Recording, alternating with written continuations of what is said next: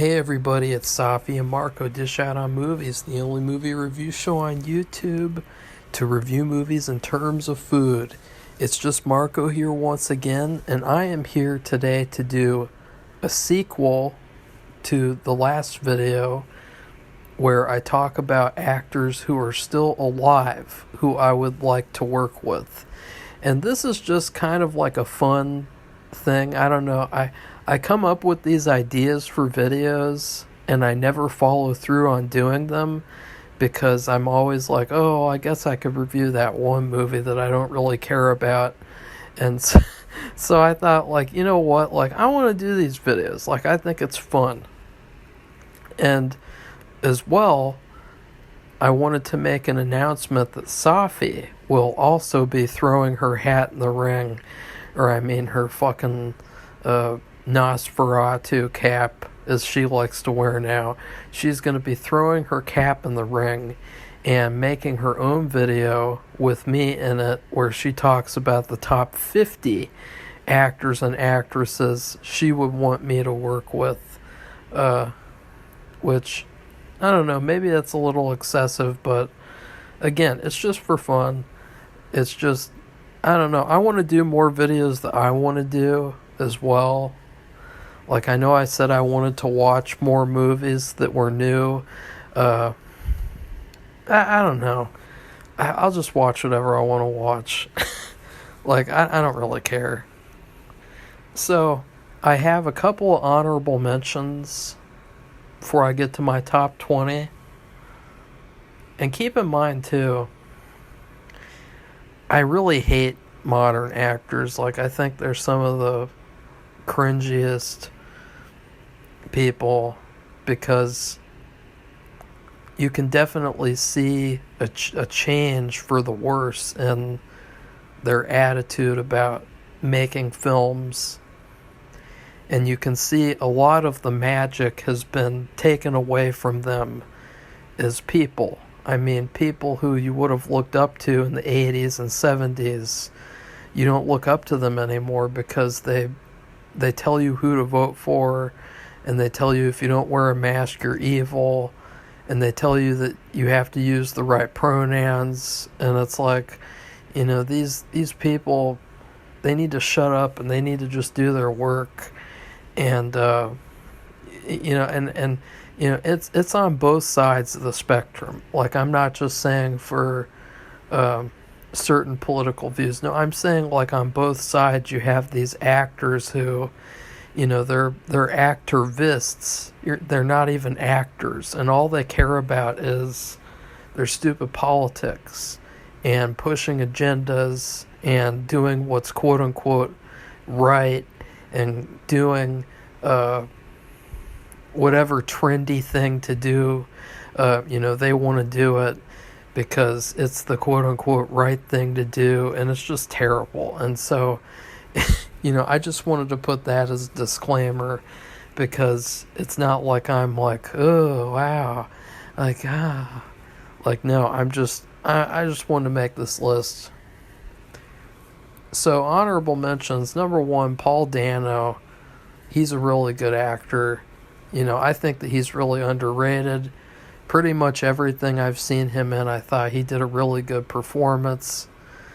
He's got like a Hitchcockian vibe to him, to where I could imagine him as like a modern day Jimmy Stewart. He's a little bit more chubbier than Jimmy Stewart, but he has the same type of mannerisms to him where you could imagine him in a Hitchcockian type of movie, where he's the guy who's running around all over and he's getting taken for somebody else who he's not. You know, like in Frenzy, you could imagine him as the main guy in Frenzy or something, or the man who knew too much, and I think that he could do really well with that.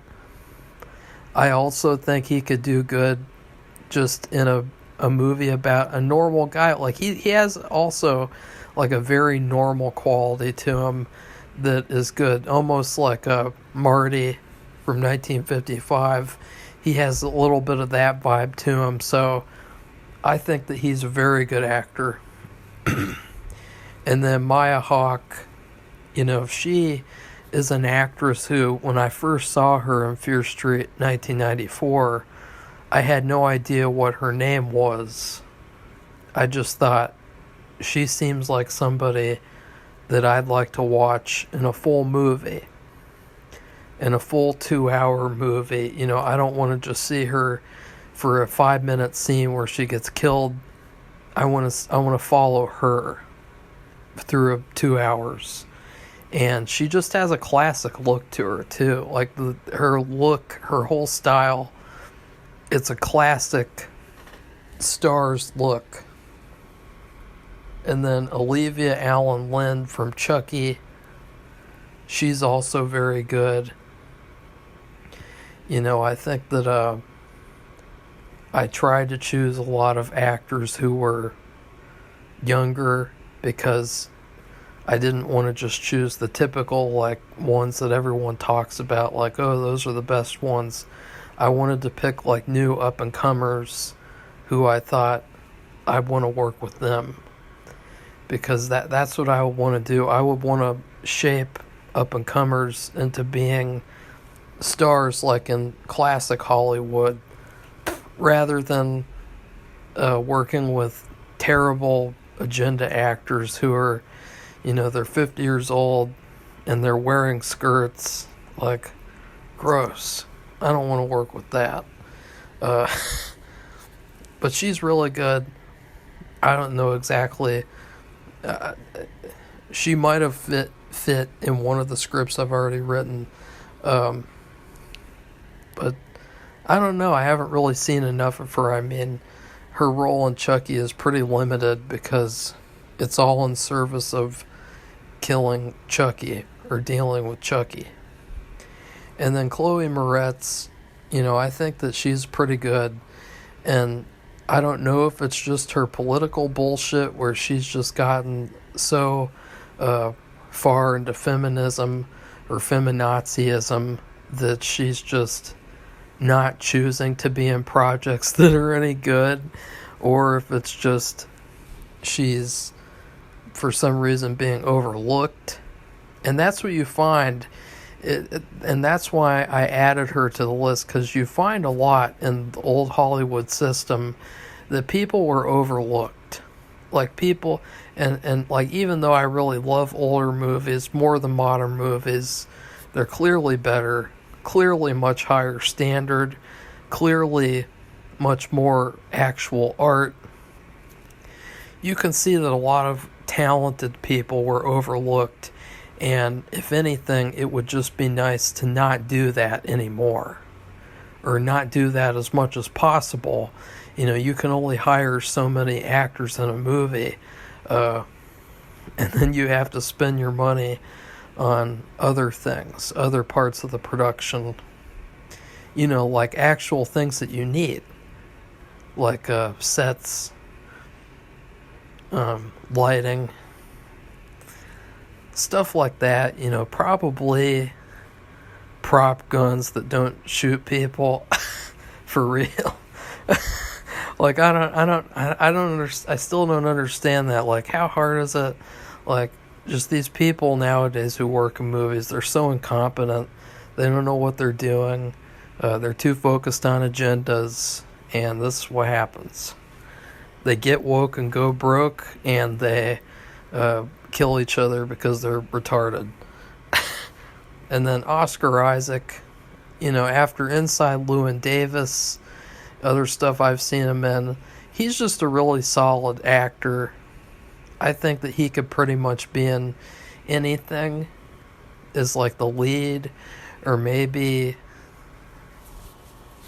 some sort of a side character who shows up and leaves at odd moments, a random sort of kooky side character, but he's just really solid. And I feel like he's another one where you really can't bet against him, except for, of course, when he's in some stupid Disney thing. Obviously all that's trash, but I mean in real movies, like Inside Llewyn Davis, as I said. And then anyone from Goosebumps, Like, I really have always wanted to work with the Goosebumps actors because they're good. And they were good in Goosebumps, and that's how I base things off of, too. Like, I see people in things, and then that's who I want to work with. Like, I don't just go like, oh, yeah, that person's popular, I want to work with them. Or, oh, that person, I want to work... No, I see them, and I have to picture them, and I have to imagine them in the role of my film. And then what I also like to do is then write my roles around the people who I think of, people in real life, or people who I've seen in films. I like to write around them instead of just coming up with these characters and then, oh, look, I guess that person will play them. Like, no, I want the character to be that person in a way.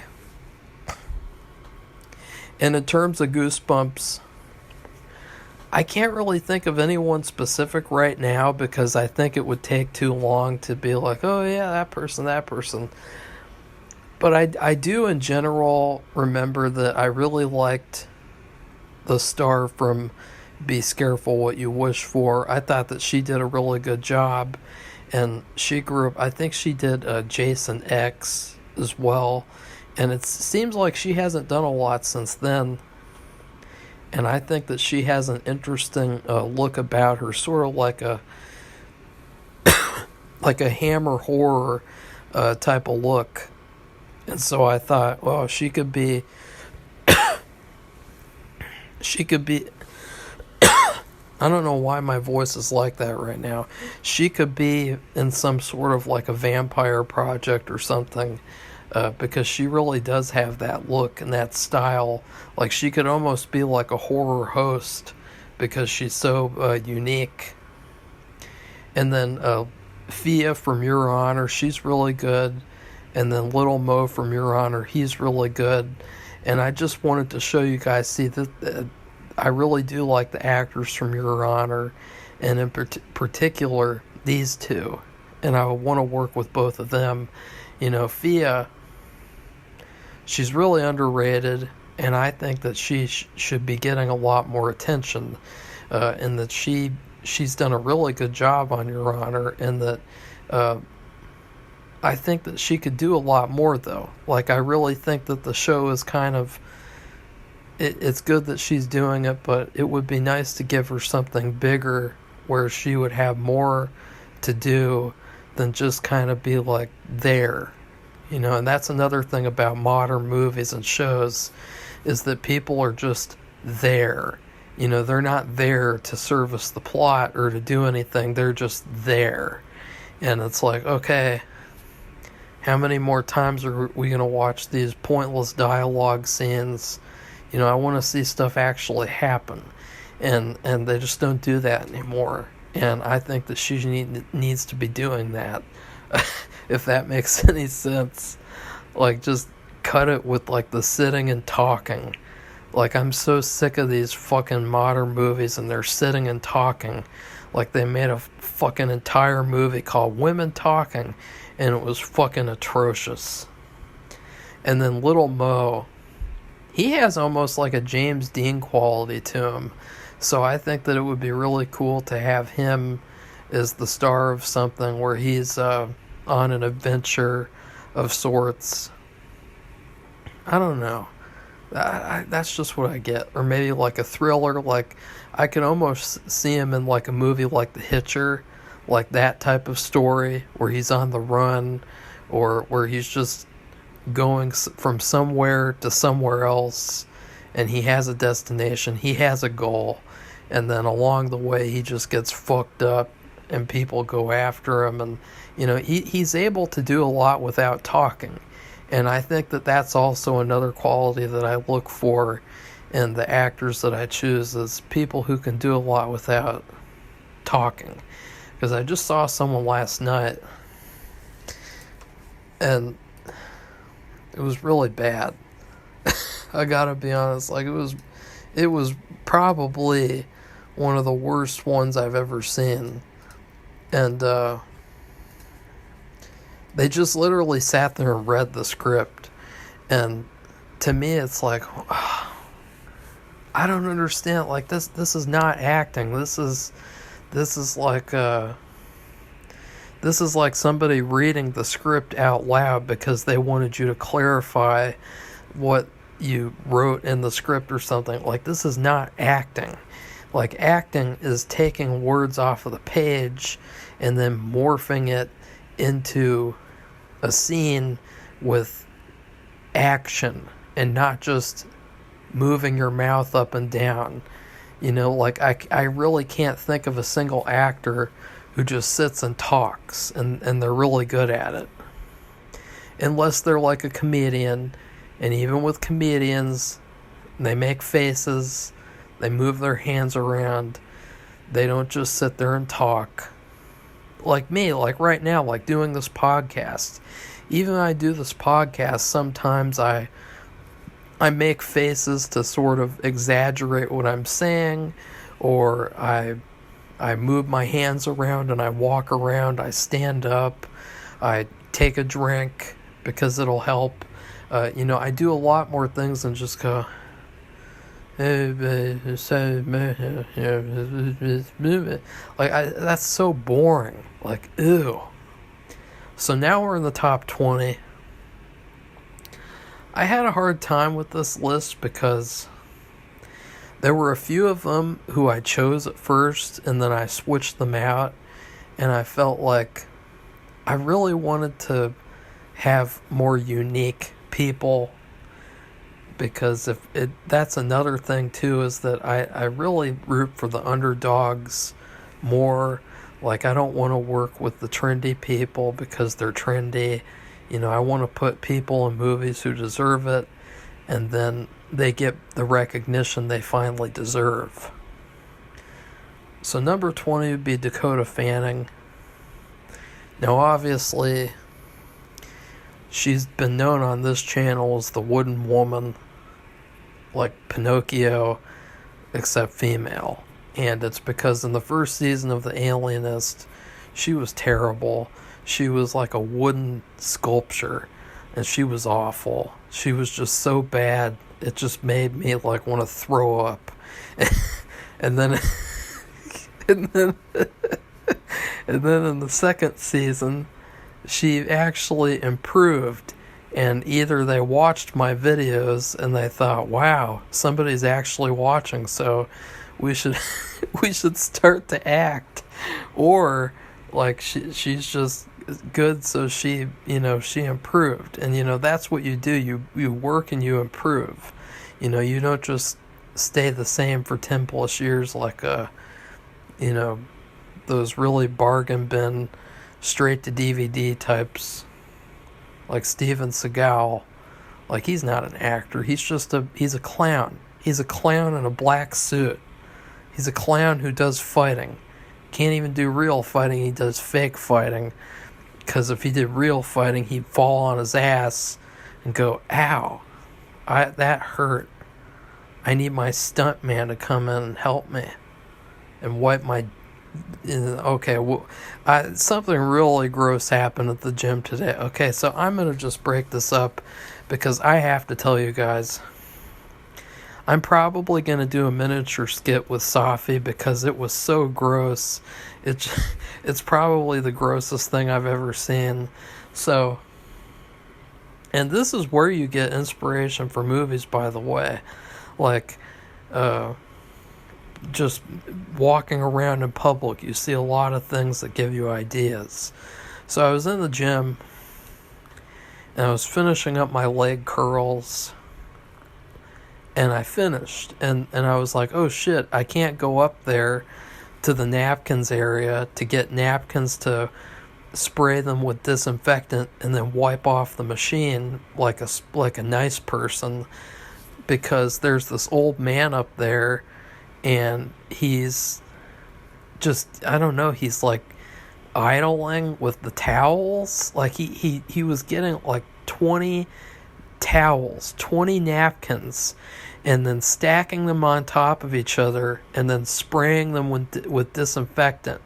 And then he turned around so that he's looking around at everyone, and he opened up the back of his pants and he shoved the towels back in his ass crack, and he started wiping his bottom in the middle of the gym and in front of everybody, and he's just wiping up and down and up and down, and he's smiling, and it's just the creepiest, like, grossest thing I've ever seen. And then I was like waiting there for like 10 minutes for this guy to just stand, and it was to the point of where people wanted to go there, and he had to like move a little bit out of the way because he's like purposefully standing right in front of the area, and like, oh. And then that wasn't the grossest part. The grossest part was when he tossed the napkins in the trash, and I accidentally saw it because I had to throw my own towel away from wiping off the leg curl machine, and oh God. Like, and then he smiled as he walked away. He smiled. I mean, that is just, that's probably the grossest thing I've ever seen at the gym. Like, you fucking bitches complain about guys, like, glancing over at you at the gym, and pretending like they're predators or something. Like, no, sorry, fuck off. Like, this is what's gross at the gym. A guy who, I guess he crapped his pants, and then he wipes himself in front of the entire gym, and it's like, why don't you just fucking go to the bathroom? Like just, oh, that was so gross. Like, I gotta say, like, that, it grossed me out so much, like, I didn't even want to eat lunch because I was like, oh, like, it's like, that's gonna be a pain to go to the gym now. And then if he does that again, I swear to God, I'm gonna take out my phone and film him, and then put it all over the internet and go, what the fuck is wrong with people? Like, ooh. Like, the only thing worse than that is if, like, he started flashing people and walking around flashing people. Like, that would be the only thing grosser than wiping yourself in the middle of the gym, standing there staring at everyone working out. So, back to Dakota Fanning. She improved. And that's what I like to see. And so, and I think that she is pretty good. It's hard to say what exactly she would do well in, but I do think that she would definitely be good to work with because she improves. And she doesn't just stay on the same level like Margot Robbie, for instance. Number 19 is Michael Pitt. He's another actor where he's just really solid, and he's really a meaty, just full character. Like, all of his characters that he plays, they're deep, they have depth, they're fully rounded, and he's able to do a lot with just, he has a lot of power, and so he doesn't really have to do a lot, and he can do pretty much anything. And I think that he would be great in pretty much anything. And he's especially good at playing a villain. For some reason, he's really good at playing like an evil person to the max. And number 18 is Owen Wilson. He has a lot of heart behind his characters. So even though he's usually on the same level a lot of the time, I really like how all of his characters feel genuine, and they feel like they have a lot of heart and personality and soul behind them. And so I really like watching him regardless, mostly, of what movie it is. And I don't know, I'd like to see a dark turn. I would like to see the dark Owen Wilson. And I don't know, like, just in general, he's good in anything, basically, so, why not? And number 17, Fabi Aguirre from Snow Day 2022. This was probably the only person in the movie who was who was any good. And I really think that she could be very good.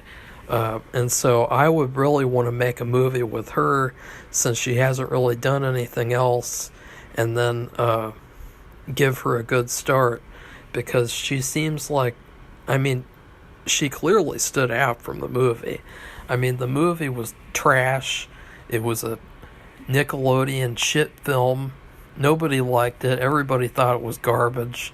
But she sticks out as being like, yeah, like she is a pretty talented up-and-comer. And I think that if you gave her the right role and the right film that was very well written, she would do a great job. Number 16, Jesse Plemons. He's another actor who's really good in pretty much anything he's in. And it's also hilarious because he looks a lot like Jackie Poo, a friend who I know.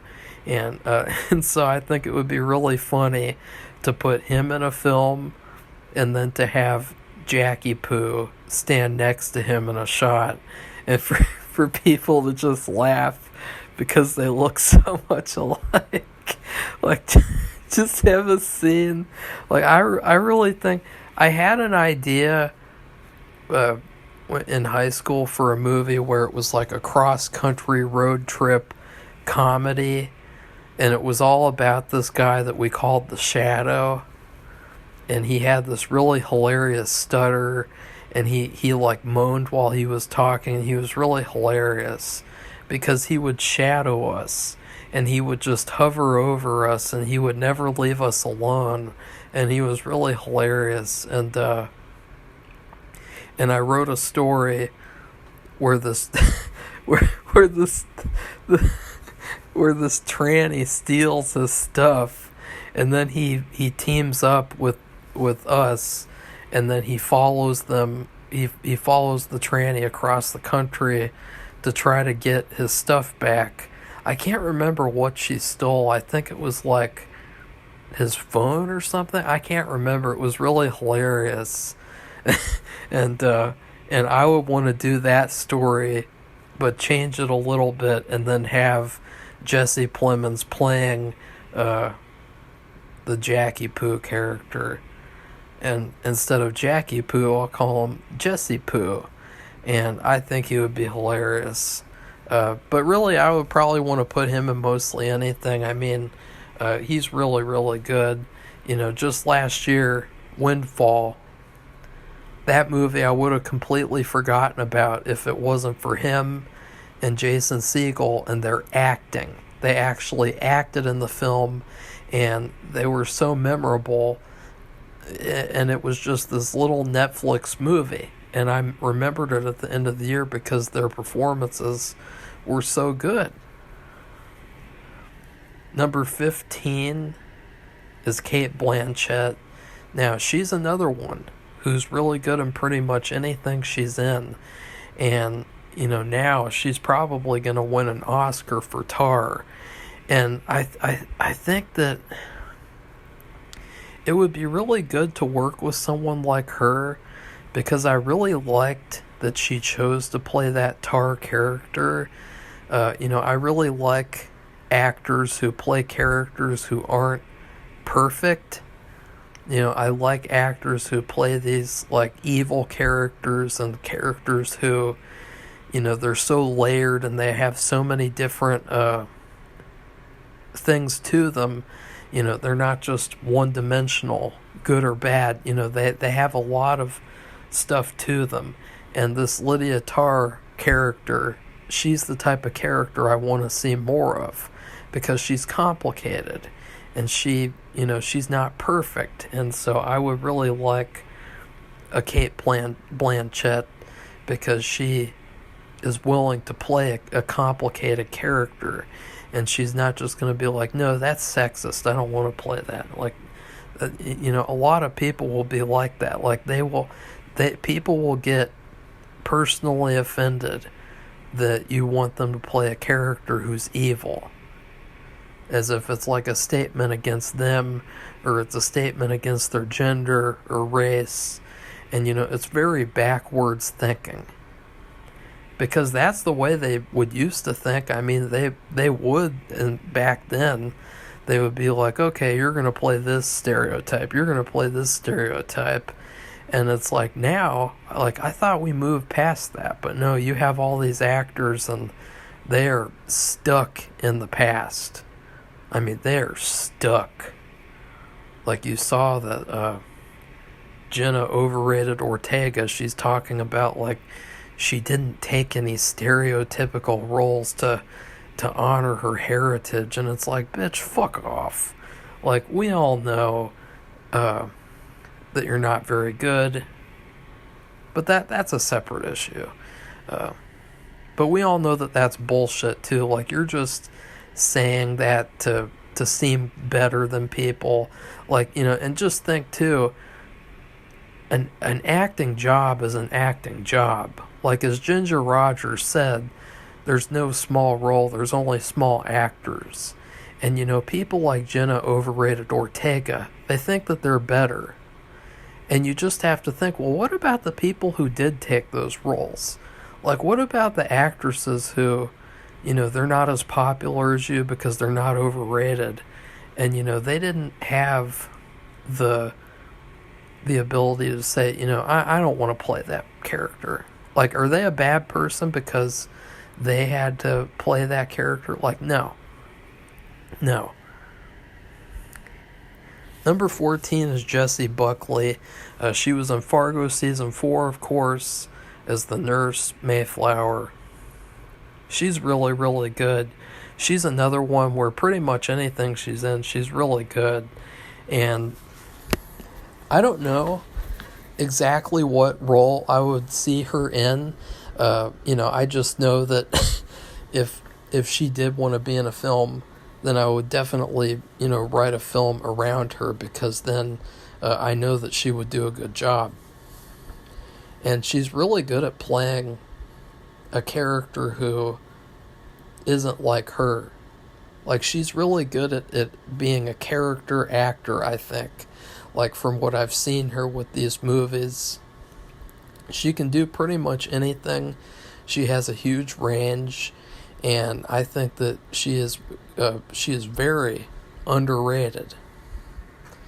Number 13 is Tanya Raymond.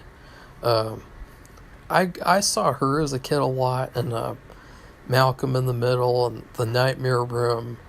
And I don't know, I'd just really like to put her in something, because, you know, she's another one with like a classic look. And I think that she could do well in pretty much anything. And you'll see me just saying that for a lot of these actors. And that's because I really like actors who can do anything.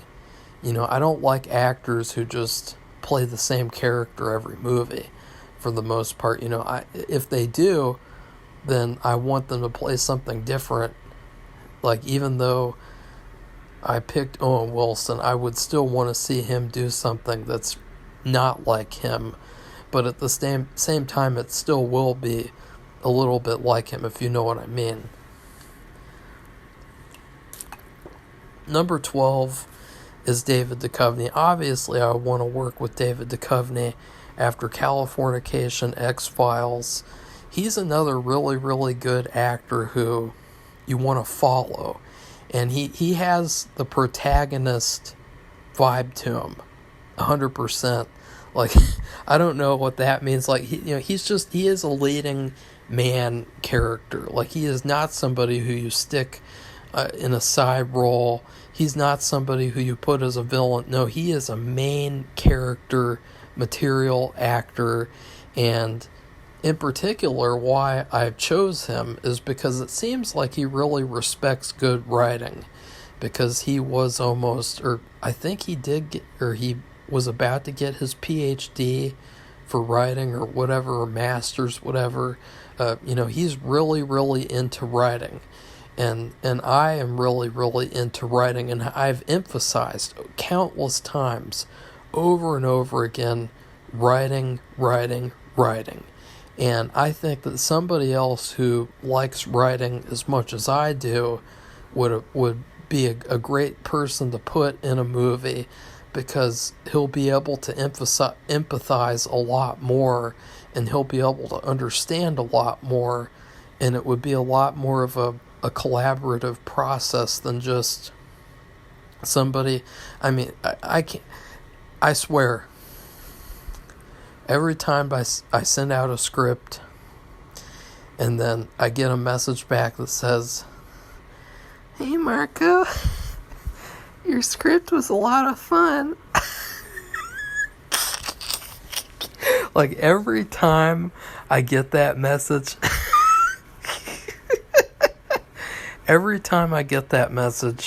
I just like, oh, I should take a shot right now. I should take a shot of whiskey or something, because I've gotten that message so many times.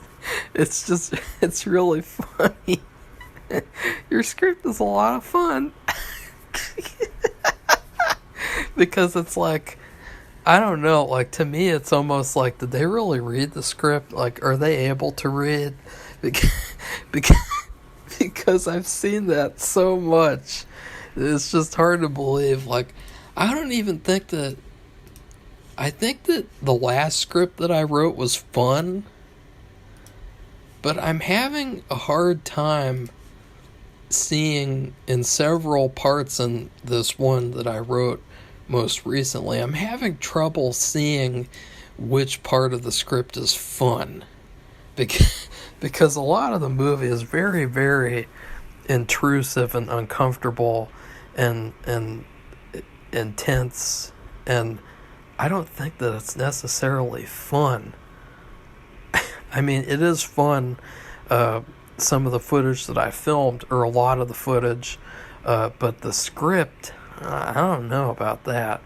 I don't think that David Duchovny would message me and be like, "Marco, your script was really fun." And so I really, that would be a relieving thing for somebody not to do that. Like, oh, I swear, the next time that happens, I'm going to take a shot on camera and tell you guys, it happened.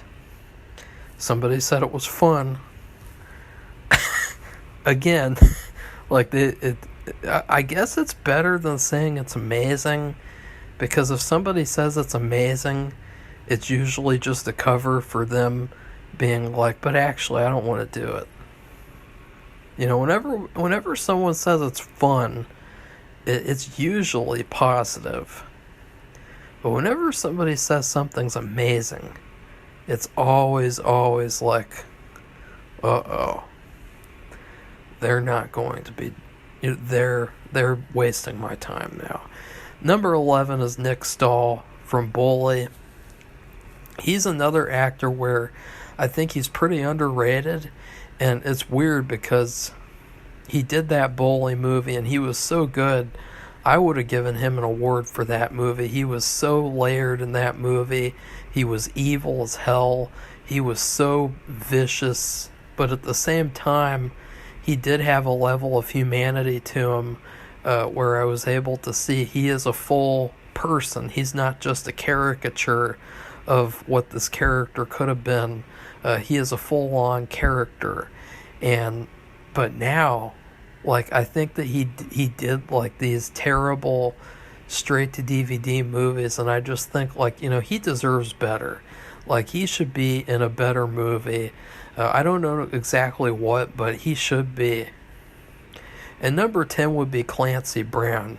He's a really, really talented and classic actor.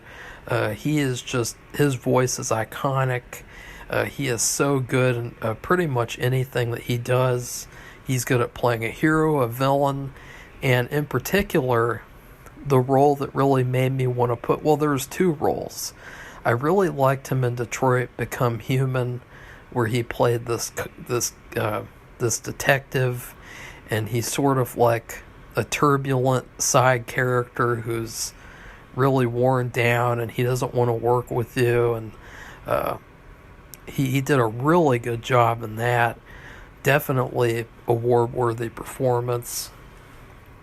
And then he did a really good job in this movie with Rutger Hauer. I think it was called Past Midnight, and he played this guy who works at a newspaper with the main woman, and she friend zones him, and she treats him like shit the whole movie, even though he's known her for like 30 years, and he would make a really good couple with her, and she treats him like shit, and then he gets killed. And you feel really, really bad for him because he was definitely the most good character in the whole film, and he was such a likable character. And I think that I would want him to play that same type of character, because I that movie really doesn't get talked about at all. I mean, it is a terrible movie in certain, 3/4 of it is terrible, but his performance alone was a standout, and I think that it would be cool to put that performance in a better story, if you know what I mean. Number 9 would be Patrick Wilson. He's another actor who I think is really underrated. He's able to do pretty much any movie or any show. He'll do a great job, even if it's something that, isn't very good itself. And I think that that's important too, is that, even if you're in a bad movie, if you're still good in a bad movie, that's even more impressive than if you were good in a good movie. Because if you're good in a bad movie, you're actually helping that movie elevate it, and you're actually like, it's almost like a service, and I don't know, like it's something to be talked about. Because there was this movie, it was a fun but flawed ride. It was a comedy horror called Home Sweet Hell. And it was all about this guy who works at a furniture store, and he has a wife from hell, and there's this woman at the store who works with him, and she sleeps with him and is trying to steal his money, and there's this whole scheme, and his wife basically wears the pants in the family, and she basically kills everyone involved in the scheme, and she's crazy, and everyone else in the movie did a pretty terrible job. He was the only person in the movie who it seemed like, wow, he's actually putting effort, like real, genuine effort into this terrible Katherine Heigl movie. Like, I was so impressed that even though it's this terrible, like trashy, like just not even like at the level of being a popcorn flick, but at the level of just being a bargain bin affair.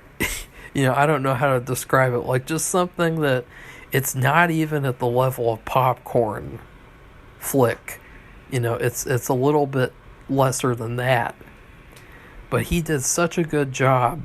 I think that it was great to see him in Fargo season 2, because that was the first thing that I thought of with him, is that, put him in like a Coen Brothers type of film where he's like a family man who goes crazy or something, or he's a family man who gets pulled into something bigger. And so I'd actually put him in like a conspiracy movie. I think it would be fun to see him, and he is investigating like a true crime or something, and he ends up investigating like a whole conspiracy. I think that would be pretty cool. But pretty much anything with him too. Number 8 is Mary Elizabeth Winstead. Obviously, what I first saw her in was Scott Pilgrim vs. the World. She is really, really good. I mean, she is like on another level of good, because you guys remember how much I hated Birds of Prey. But even though I hated the movie, I still really liked her in the movie. And she's another one. She'll take a bad movie and she'll still do a great job in that movie. And I think that, I don't know exactly what I would put her in, but I just really like to see more of her. Like, I think that there's only like a couple of movies of hers that I can think of, and other than that, I can't really think of anything. And of course, Fargo season 3, she's really fantastic, and I would like to see her in just a lot more in general. And so if I was able to cast her in a film, I'd cast her in a film. Like, just without even thinking. Like, I'd just be like, check. Because, like, it would just be a treat to see more of her acting. Number 7, Jessica Lange. Obviously, she's really, really good. She's like a classic actress. She is on another level as well. And I think with her, you guys remember me talking about the reflecting skin and how that really needs to be remade. Well, I can think of like 3 actresses who would fit the bill for that main character. Okay, number 1, Jessica Lange. Number 2, Cate Blanchett. Number 3, that woman from Benedetta. So those are like the top 3 choices that I have right now. And I think that Jessica Lange would do the best because she is so good at playing distinctly different characters, even though she uses a lot of the same mannerisms. And that was something that was really cool about American Horror Story, was that every single season with her, it was really exciting because she was somehow able to do 4 distinct performances. And other actors, they really struggle with that. Like Angela Bassett, she played the same character like 3 or 4 times throughout the series. She never played a different character at all. Meanwhile, Jessica Lange, she played a different character distinctly every season. And I think that there has to be something said for that. And yeah. Number 6, Kevin Bacon. Everyone wants to work with the Bacon Man. And in particular, I think that one of the greatest movies ever is that Telling Lies in America that I talked about last video. And I really think that that's underrated, particularly Kevin Bacon's performance. And so I would really like to see him in a similar role, and maybe even like a similar film. And maybe if somebody made like a similar film with that type of role, maybe he would actually get recognition for that film. And obviously, everyone has to work with Kevin Bacon, like everyone. Like, you have to work with Kevin Bacon in order to make movies. Like, that's just kind of a rule now. I mean, he's in basically everything. Like, even like just the most shittiest shit. Like last year they made that movie They, Them, and Kevin Bacon was in it, and it's like, wow, he'll really be in anything. It's almost like bacon itself. Like, you think about how people put bacon in everything. And like, oh, would you like some bacon macaroni and cheese with your bacon ice cream and your bacon burger and your bacon soda? That's what Kevin Bacon is. And to be fair, he's really good. I mean, Wild Things, I'll never forget Wild Things. That performance that he gave in that movie. He was clearly the best part in that movie. And I will tell you, too, I was very close to putting Neve Campbell and Matt Dillon on this list. And those guys were both in Wild Things as well.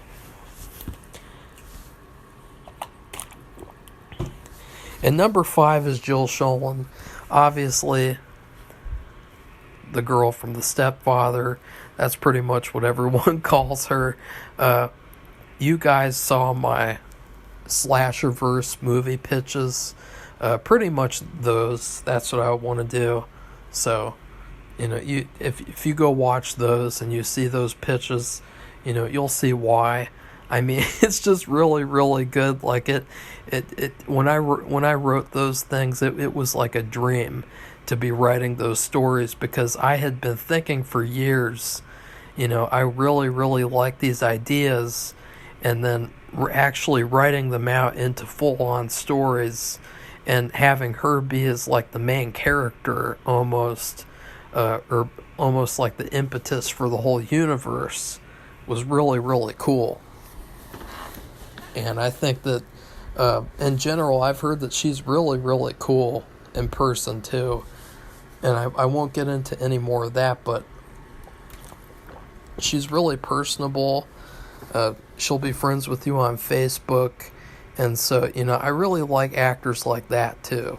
Because actors are just people. They're not any more special than me. And number 4 is Anya Taylor-Joy. Now, part of me, has reasons that I could tell you, like technical reasons of like, what? She's done all these horror movies with that Robert Eggers fellow, and those movies are sort of like the types of movies that I would make. So like, yeah, it would be good to work with someone like her who likes to do smaller projects like that, because that's where she came from. She came from Robert Eggers movies, so I think that she would fit perfectly in my movies as well. And I also think I really like, if I have a vision of like, I would like to star in my movies for a while and then sort of just act in side roles or something, and then the only time that I would act in a movie is if I was in like a duo, like like a male female duo, or maybe like a buddy comedy duo. And I think so far that she would probably be the best actor for me to play with, like a duo.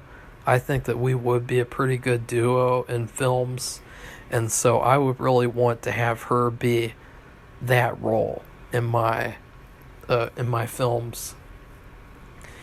And the funniest thing though is that I'm really curious. Like, I just want to be on set, and I want to see, like, when she eats her salad, is there a lizard tongue that is going to come out and snatch like a baby tomato? Like, I could just imagine, like, ooh, what are you having for lunch? And then all of a sudden I look over, and like a 10-foot lizard tongue just flies out and snatches like a baby tomato, and she's like, salad. So I like, part of this is like, part of working with people is that, like, you want to work with them. Like, it's not really about the finished product. It's just about the fun of working with people. Like Abbott and Costello, last video, that type of thing. But as I said, I think probably, and you guys let me know too, your opinions of if you would agree with that, of me asserting that about her being a good duo choice. So number three is Richard fucking Thomas, because he's Richard fucking Thomas. He's John Boy. He's a legend. He's a master. He's a god. He's a god among men. He's a lord among the universe. And he's the greatest. He's just the best. Nobody can beat Richard fucking Thomas. So I would just like to have him in anything and everything. I would cast him in every single film, and any one that he would want to do. I would want him to be in the film, because he needs to do more.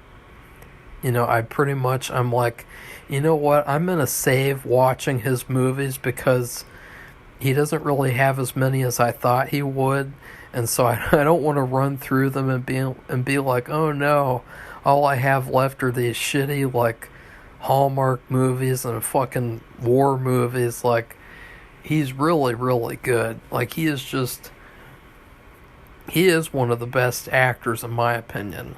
Like, I know a lot of people would disagree, and they probably think that I'm funny in the head, but I really think that Richard Thomas is a very, very solid actor, and even though he doesn't have the most range, what he does have is the ability to transform into pretty much any character possible. And the most impressive performance is in this movie of, oh shit, what's it called? Okay, I'm gonna have to look this up. Richard Thomas. Richard fucking Thomas. Let's see, what is it called? Sorry guys, but I have to. Death in Small Doses. In Death in Small Doses, it's basically this true crime story about this guy who was accused of killing his wife and poisoning her over the course of time. He would give her quote unquote vitamins and stuff, and they would be filled with poison. Like, God, what a mean thing to do. Like, somebody wants to be healthy and take vitamins, and you put poison in them. And there's a big case to be made, though, of whether he actually killed his wife or not, because there is a lot of scandal, because his wife was from this Texas oil family, and they seem like some evil, shitty-ass people. And I would believe 100% that he did not kill his wife from watching the movie. And it seems like there were some creepy things going on in that family. And Richard Thomas, the beauty of his acting is that his performance made you think maybe he did kill his wife, or maybe he didn't. Like, you genuinely didn't know, because he was so good at playing, like, both sides. And I was so impressed by that, of like, wow, I don't know. I can't tell, like, did he kill his wife? Like, he is not just playing it one-sided. He's playing both emotions. And it was so good just for that performance. Number 2, and this will be like the millionth actor from the movie Bully that I put on this list. Number 2 is Rachel Miner. Her performance in Bully was another one where it was definitely heavily two-dimensional. Not three-dimensional, because you saw all these different characters packed into one, and all these different emotions packed into this one character. And so I would definitely say that she would be a perfect actress to work with, because I think that she's another underrated one, and another one who, for some reason, she hasn't been in a lot. Like, I've seen that she's been in like some shows since Bully, but I really think that it would be cool to get her back in the leading role again, like in Bully. And number 1 would be Spider-Man, Tobey, because I'm not just thinking about making the movie here. Okay, because here's what I would do. It would be like a heist. It would be not like a heist, but it would be like a troll. It would be like the greatest troll in Hollywood history, because here's what you would do. Number 1, you make a good movie. And so what I'm thinking with him, he doesn't necessarily look like the guy, but if you guys remember that serial killer movie that I really like to do, about Herbie the Pervy, he would be really good at playing that character. And so I think that, that's a movie I could easily just pump out that script right now, and then I could just stick him in there as this character. And it would just be really funny to see Tobey playing this character anyway, because oh god, like I would purposely, oh god, it would be legendary. It would be so hilarious, because then behind the scenes, have you guys ever seen the movie Why Am I Here? I Am Still Here, with, Joaquin Phoenix, that troll movie? I would want to do a behind the scenes movie with Tobey and just make this whole behind the scenes thing where I'm trolling him and just filming him having like just regular everyday conversation, like, so Tobey, I hate to break the bad news, but we're out of money. We're not going to be able to pay you. And what the goal would be is I would want there to be the most epic of temper tantrums that Tobey has ever thrown. And I would want, at the end, the climax of the movie would be, I tell him it's all a joke. And I'm just messing with him. The movie's fine. Everything's fine. And then he would erupt in anger and fury. And he would just throw like this huge temper tantrum. And it would be the most epic temper tantrum that has ever been thrown on a movie set before. And then, after that, I just stop. And then, you know what happens? You could get one movie that could probably win awards in the serial killer movie. Those fucking Academy people, they like that kind of stuff. So you'd have that movie win tons of awards, and then afterwards it would be like this huge story of like, oh shit, this guy, he made this behind the scenes movie all about him and Tobey, and just trolling Tobey Maguire, and just the laughable like antics of Tobey, and it would be like this huge thing of like, when's that film gonna come out? When's it gonna come out? And what I would do is I probably like come up with some sort of a trolling campaign, and then release the movie like for free on YouTube or something. I don't know. But I think that would be really fun. Like, not just make a movie with Tobey Maguire, but make a movie about making a movie with Tobey Maguire. Because could you guys imagine making a movie with Tobey Maguire? Like, like he is really, really good, and he is really just a very likable character. And but for some reason, there's just something so funny about him. He just has like this level of comedic genius that's it's sort of like accidental, and too, as well, if the movie was bad, that would be even better, because then you would see, people would probably say, and they would reference this video, and they would say, that guy Marco, he was just making this movie to fuck with Tobey Maguire. And there's so many other things that I would do, and it would be the biggest troll in film history. And it's not like a bad thing. Like, it's not because I don't like Tobey Maguire. It's just because I think it would be funny, and it would amuse me. So that I like doing things that amuse me. And so anyways, those are the actors who I would like to put in films. If you guys have any suggestions yourselves, or if you guys would like to know why about any of the choices, I'd be happy to elaborate in the comments. So please like this video and comment, and then subscribe to our channel if you'd like to see more honest videos like this. And goodbye, everybody. See you soon for Safi being forced to watch Superbad tomorrow.